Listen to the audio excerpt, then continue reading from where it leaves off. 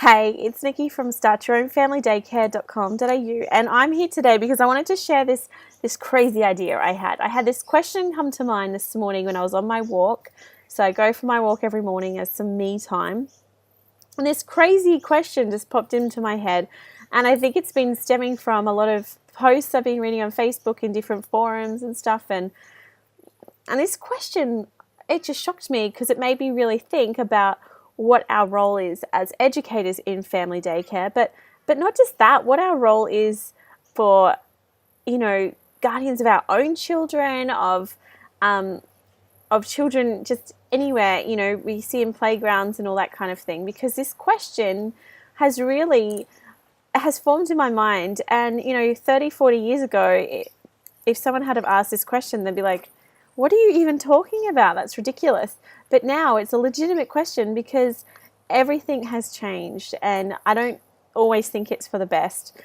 So this question really stemmed from the regulations that are involved in all early childhood settings, the way that we have become as a society, but also as educators due to, a litigious society. We've got families that we're freaking out if their child goes home with a slight cut or anything, So this question was, what if children were allowed to make their own mistakes?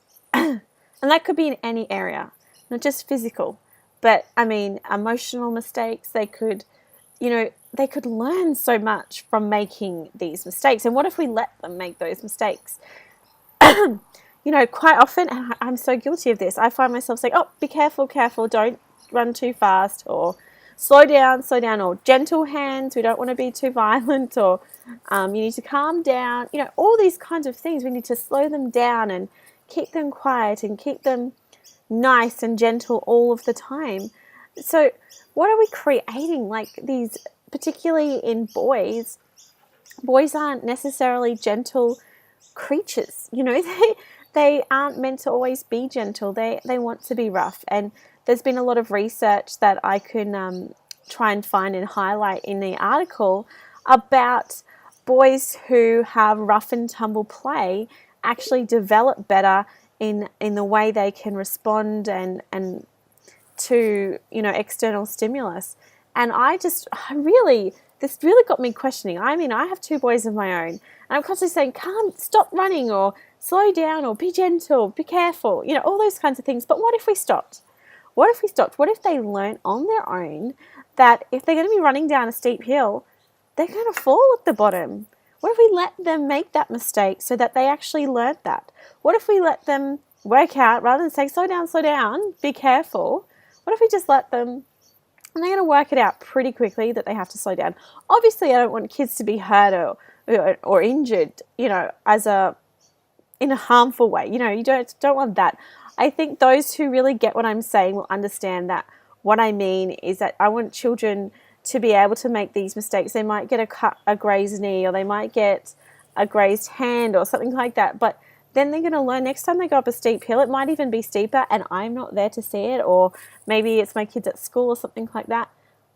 They're going to remember because they actually hurt themselves last time. They didn't just have mum nagging them or an educator nagging them in the background, say, careful, slow down. They're not really going to remember that lesson. But they're going to learn that lesson if they've grazed their knee, or if they've grazed their hand, or done a tumble down the bottom. They're going to learn that lesson. And I started thinking, as adults, we learn lessons much more when we've made a mistake. And I like to call them experiences.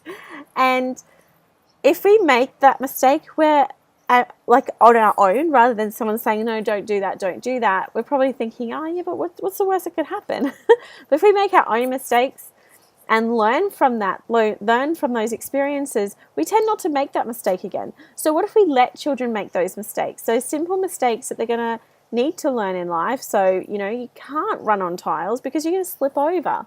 But let them slip over and they'll remember not to run on tiles. Obviously, it might take them a while to learn that lesson, but they're going to learn that lesson much quicker than if we're just constantly there saying it. Because then as soon as kids are away from us, that's when they start getting into trouble, because we're not there, because we've always had to be there to slow them down and teach them this lesson.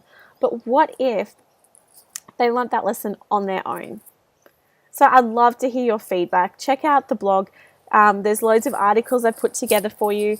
And if you want to get these sent straight to your email, check out your email just down underneath this video on my blog page.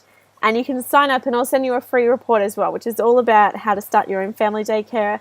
There's this great article I've written. I put a lot of work into it, and I've designed it beautifully, and I'd love you to check that out too. So leave your email address underneath this. I'd love to hear your feedback, so let me know in the comments or on Facebook. You can hashtag Start Your Own Family Daycare so I can check those out. But I'd love to hear your feedback, because this is such a topic that's close to my heart, because I want to raise my boys, my own kids, as best as I can. And obviously I want to take care of my daycare kids so well. And, I don't want them injured, but I really feel as though they could benefit from learning from their mistakes, and being able to have an environment where they're encouraged to try different things. And I'll be there if they make that mistake. All right, I will see you soon. Thanks.